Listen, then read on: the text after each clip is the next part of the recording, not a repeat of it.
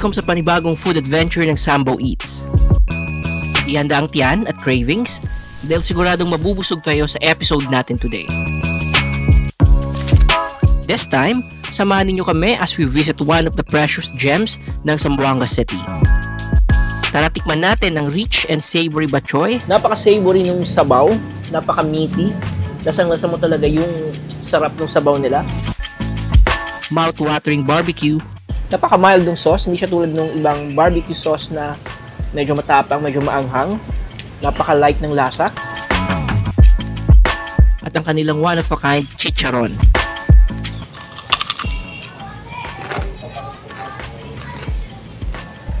Rinig niyo ba yun, guys?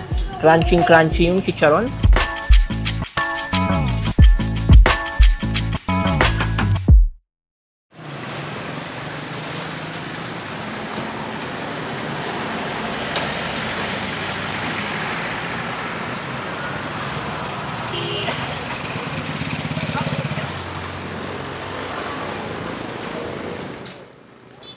Hello everyone, Brian from Sambo Eats. Nandito tayo ngayon sa Barangay Mercedes para tikman ng mga nagsasarapang pagkain ng Johnny's Bok Choy. So, tamang narinig nyo, meron silang bok choy and iba't ibang klaseng barbecue. So, tara, samahan nyo kami sa panibagong food adventure ng Sambo Eats.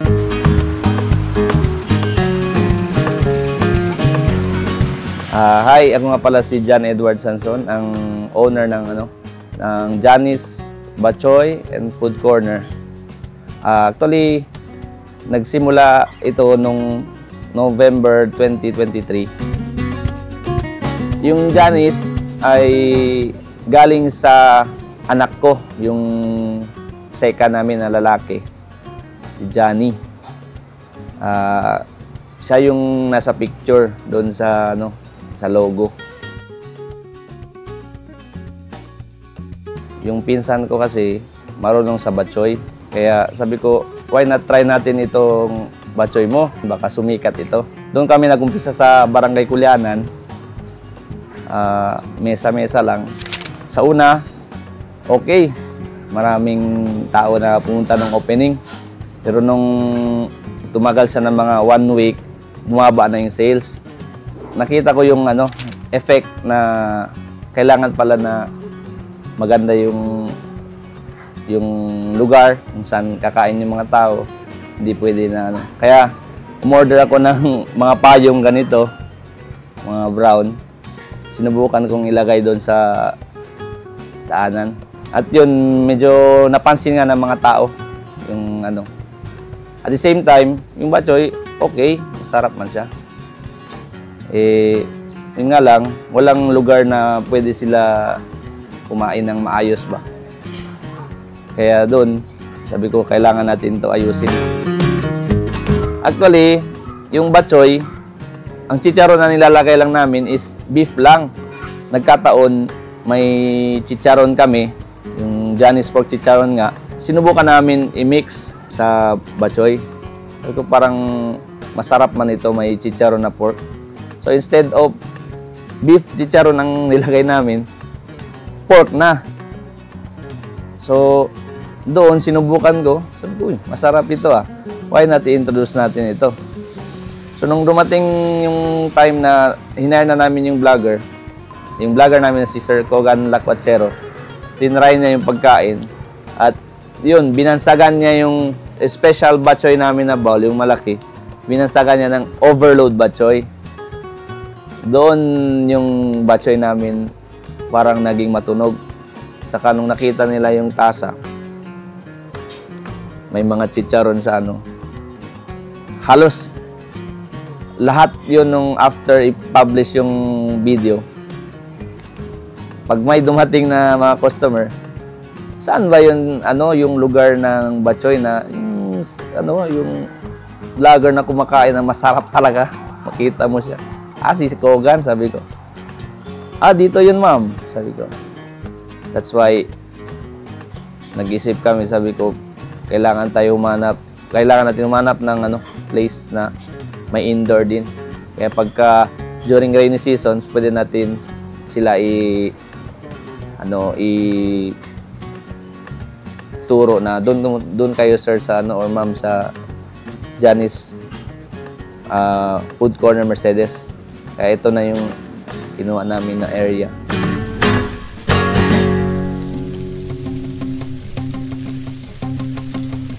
After nun, nag-ano kami ng iba't ibang pagkain like mga barbecue kasi yung mother-in-law ko, masarap yung sauce niya. Kaya sabi ko sa misis ko, try nga natin ito i-ano sa public. I-introduce din. Yun, nagsimula kami sa barbecue steak. Tapos pork liempo. And then sinabayan namin ng mga chicken din. Pecho at saka yung leg. Pagkatapos ng mga barbecue, nagustuhan din ng mga customer. Naisip ko rin magdagdag pa ng ibang pagkain pero hindi masyado marami. Yung common lang na masarap para sa akin.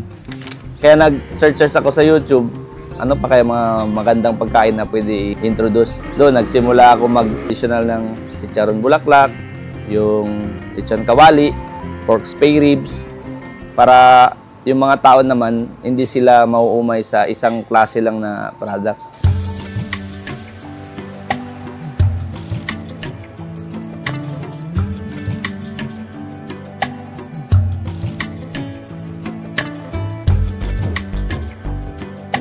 So guys, kasama natin ngayon si Sir John, ang may-ari ng Johnny's Bok Choy. So Sir John, ano yung mga pagkain natin? Napansin ko ang dami nating pagkain ngayon dito sa lamesa. Yes sir. Ang pinaka natin o na talagang product is Johnny's Bok Choy, yung regular. Tapos ito po yung overload. And then yung chicharon, Johnny's pork chicharon. Okay. Tapos meron tayong chicharon bulaklak din. Lechon kawali, barbecue stick, marinated barbecue then with sauce pa siya. With sauce pa lang, ulam na. Chicken leg, chicken breast, barbecue din. Saka yung bago namin na product is tuna belly. Oh, may tuna rin pala.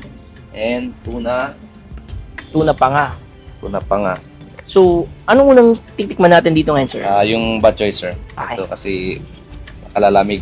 Okay. Hindi na natin ma-feel yung yung sarap. Talaga. So guys, kung makikita niyo yung overload, ang daming sangkap, ang daming sahog ng Bok Choy nila. Mainit-init pa, tamang-tama sa lamig na panahon. So titikman ko na.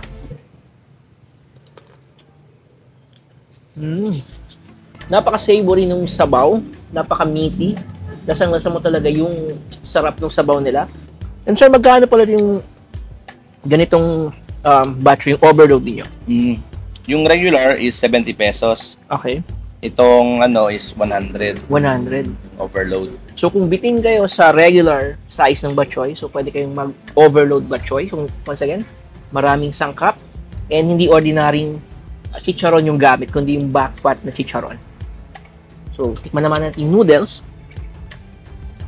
And sir, kahit hindi mo nalagyan ng pampalasa, masarap na siya. Yun nga yung sabi ng iba. And next naman natin titikman is yung chicharon bulaklak. Yes. Kasi kanina pa natatakam na ako dito sa chicharon bulaklak nila. And then yung suka pala guys is gawa mismo ng may-ari. So sariling timpla niya yung suka. So tikman natin. For chicharon lang talaga siya, bagay. So eto yung chicharon bulaklak. Dip natin sa suka. Then first bite.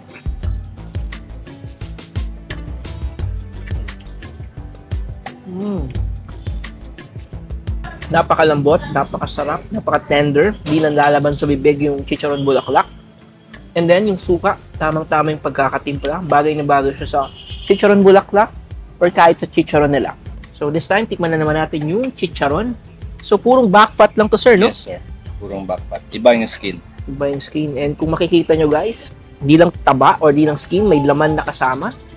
So tikman ko muna without dipping it sa suka.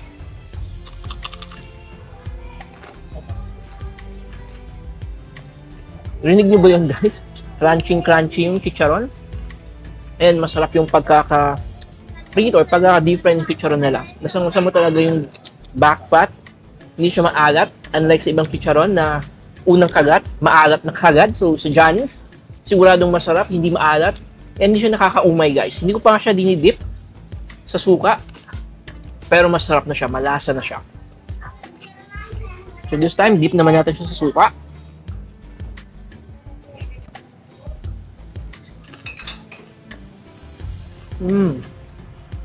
Mas lalong na-enhance yung lasa ng chicharon pagka-dip natin sa suka, guys. Masarap. So, Sir John, magkano itong ganitong serving ng lechon kawali nila? Ang lechon kawali natin is 120 grams. Yung price niya po is 139 pesos without price. Okay. So, sa halagang 139, kung kikita nyo naman, may kasamang atsara pa siya.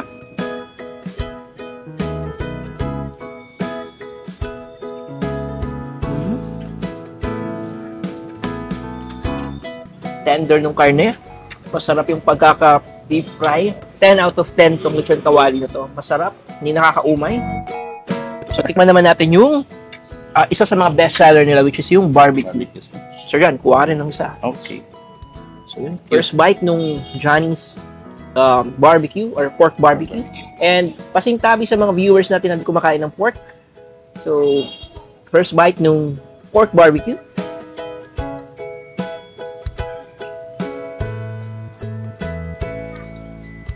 Napaka-mild ng sauce. Hindi siya tulad ng ibang barbecue sauce na medyo matapang, medyo maanghang. Napaka-light ng lasa. And then maganda yung pagkaka-grill ng pork barbecue nila.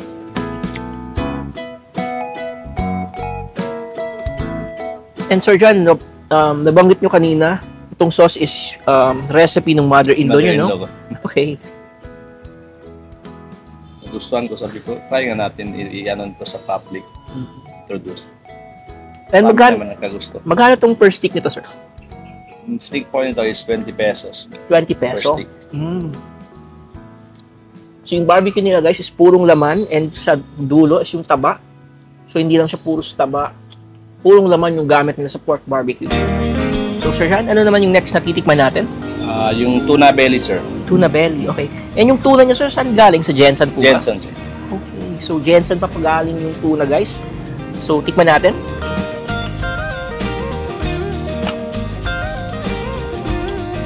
Dip natin siya sa toyo mansi.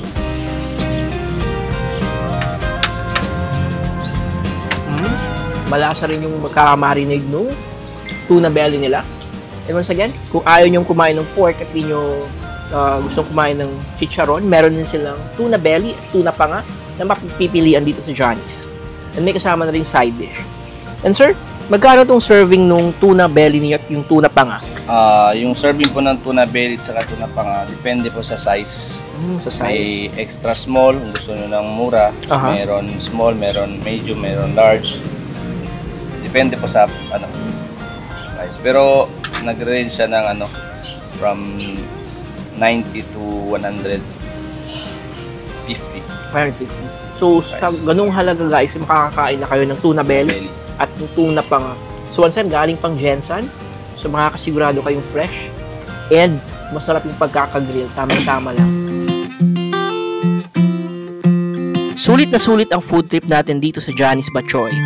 Good food,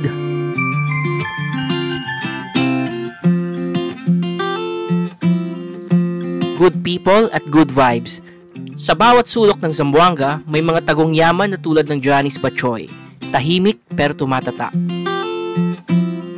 Ito ang mga kwentong patuloy naming hahanapin dito lang sa Zambo Eats. Nandito na tayo sa last part ng ating video, guys. And before we end our episode for today, maraming salamat sa pagsuporta sa Zambo Eats, mapa YouTube man or mapa Facebook. Kung di ka pa nakasubscribe, paki-subscribe sa aming YouTube channel and paki-follow naman po kami sa aming Facebook page. And we would like to thank Mr. John or Sir John for accommodating us and sa pagpapatikim ng iba't ibang mga pagkain nila dito sa Johnny's Batchoy. So once again, kung naghahanap kayo ng bago, masarap at affordable na makakainan, pwede kayong bumisita dito sa Johnny's Batchoy and makakasigurado kayong sulit ang babayaran nyo and uuwi kayong busog at nakangiti. So, thank you for watching, guys, and let's support small businesses dito sa Zamboanga City and see you in our next video. That's yummy.